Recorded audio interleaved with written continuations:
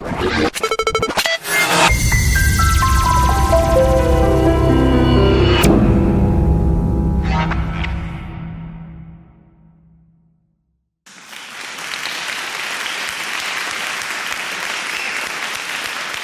afternoon, everyone. Can you hear me? Okay, fantastic. So I'll be talking about redefining inclusion in education in Nigeria.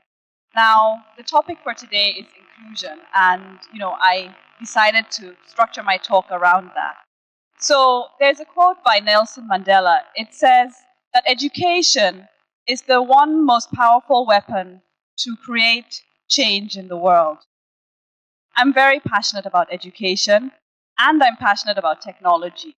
They told me I need to choose the single one thing that I'm passionate about, but I couldn't. So since it's inclusion that we're talking about, I decided to be inclusive and include technology into my talk as well. So today I'll be talking about inclusion, education, and technology. Education is the one thing in the whole world that nobody can take away from you. Nobody. I work a lot with kids, and I always tell them, I said, learn a skill, get educated, because that's something that nobody can take from you. They can steal your clothes, your house, your car, everything you own, but they will never be able to take away your education. And technology is something I'm passionate about because I actually run a technology company, and it's something I've realized that is powerful beyond measure. Technology can, connect you to people. It can give you access to information that you normally wouldn't have access to. It is absolutely amazing. Now, if we normally talk about inclusion in education, we would talk about, making a school accessible to children in wheelchairs, making the learning experience accessible to people with disabilities, including the girl child in education. But is that what we really should be talking about in Nigeria? In Nigeria, we have an education crisis, and there's no question about it. Nigeria contributes 20% to all children globally that do not have access to education. This is massive. In a population of 170 million, there are 10.5 million children of primary school age that do not have access to education.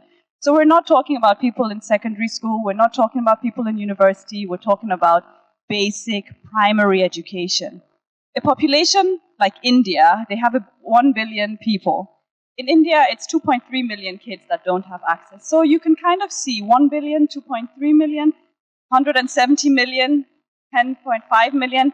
It's crazy, it's shocking, and it's something that we all need to do something about. Now, in Nigeria, the problem is not only access. Even the kids that do go to school have problems. There's no infrastructure in a lot of public schools. The teachers are not properly educated. There are so many things that don't work. You might have a school that doesn't have toilets. You might have a school, that doesn't have a building. Kids are sitting under a tree. So really and truly, it's not only access. It's access and poor quality that we're talking about. And we need to do something about it. We need to make sure that the knowledge gap is closed, because there is a huge knowledge gap. How are we going to become a society and an economy that can compete on a global level? They say the last frontier is Africa. We're supposed to be the giant of Africa. How are we going to stay the giant of Africa if we are uneducated, if we're illiterate? We need to do something, and we need to do something now. So we need to basically redefine inclusion. Inclusion needs to mean that the 10.5 children that don't have access to school will have access. Inclusion needs to mean that there's quality of education. Inclusion needs to mean that every child, regardless of their tribal background, their family background, their financial background, because in Nigeria, a lot of it has to do with money. If you have money, you'll find education. That's not a problem. But if you don't have money, what do you do? And that's the question that, I would like to answer today, or at least try. So we're looking at how do we make sure that there is inclusion.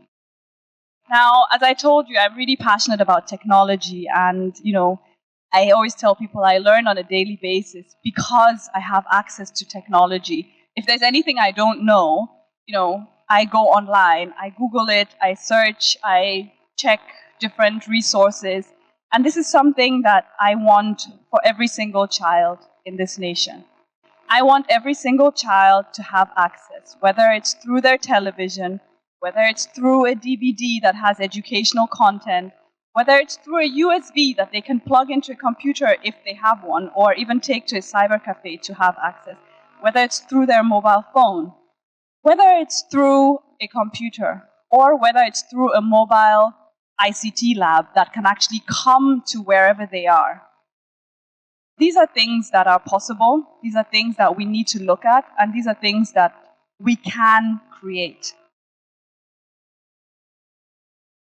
Now, if we have access, let's just imagine a world where there's access, right? Is that enough? There is a committee for broadband. They're talking about, we need broadband in Nigeria. And then what? What's going to happen when there's broadband in every village? What content are we going to consume? Content is king. The reason why the West is successful is because there's content. In Nigeria, we don't have content, or we're just at the beginning of building the content. But we need to realize that content is king and that collaboration is key. I say this because there are loads of people doing amazing stuff in content, whether it's educational games, whether it's digitalizing the curriculum, whether it's mobile phone exam questions. There's so much stuff that's being done, but everybody is doing their own little thing, and nothing is centralized. Who has access to all these little things? There are things that are readily developed, but because of issues of piracy, of issues of how do we get it out there, issues of how do we sponsor it, these ideas and these things stay hidden on someone's desktop, on someone's laptop, on someone's tablet, and nobody has access.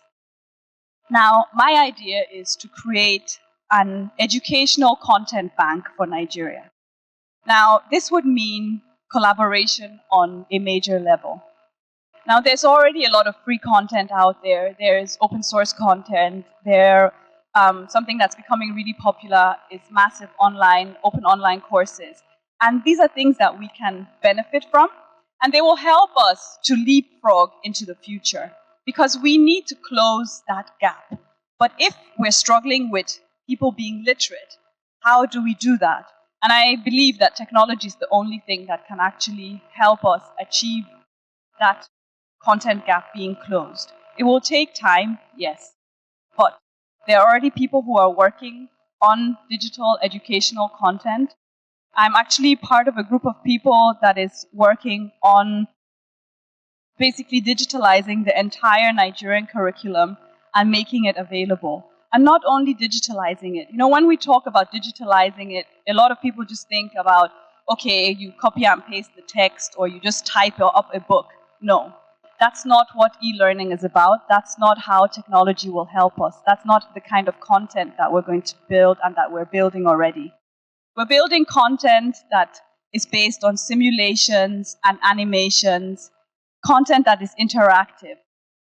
We're working with technology that is multifaceted, that can run on any platform. And I think that's really what's important, because there might be a child that has a TV in their home. Because Nigeria is actually contributing to 1/4 of all sub-Saharan households with television. So there's televisions in almost every home in Nigeria. Now, this means that you might not have a mobile phone, but you have a TV. So why can't we port that content so that you can view it in your home at no cost and learn? So even if you're a girl in child marriage, you will have access. Yes, it's not something to laugh about. It's something that is real. we're here in Lagos, I mean, we look around and we hardly see kids that are not in school or not educated. But, just going a little bit outside of Lagos or into places like Ajigule, where all you see is children and half of them are not in school, that is something that is scary. During Occupy Nigeria, a lot of people ask me, what are you doing in Ojota? Why do you keep trooping there? And I said, I'm doing this for me and my unborn children. Because every single person that is underprivileged and that does not have an opportunity will target you. Because you have a nice outfit, you probably have a car, you probably have a cell phone, you probably have education. They don't have that. They have their muscles, they have a lot of negative energy around them, and they will use that. And that's why we need to take them out of that. And the only thing that can do that is education. Now, a lot of people have asked me, so how do you think this can be funded? And, funding is always a huge issue. Now, for example, Lagos State spends about 4 billion naira on security through their security trust fund. This is a trust fund that is put in place to enhance security in the state. Security that is actually supposed to be given within the state, but is not given. Now, why can't we have that for education? Why can't there be an educational trust fund in every single state that companies like the telcos, like the banks, which contribute, for example, into the security trust fund and can also contribute into the educational trust fund. We will spend less on security if we solve our educational crisis. So I ask you and I challenge you to support inclusion and to challenge exclusion and to make sure that every single Nigerian child has the right and access to education. We need to stop turning a blind eye. We need to stop pretending that we don't know what's going on in our country. We need to take action, and the best time is now. Thank you very much.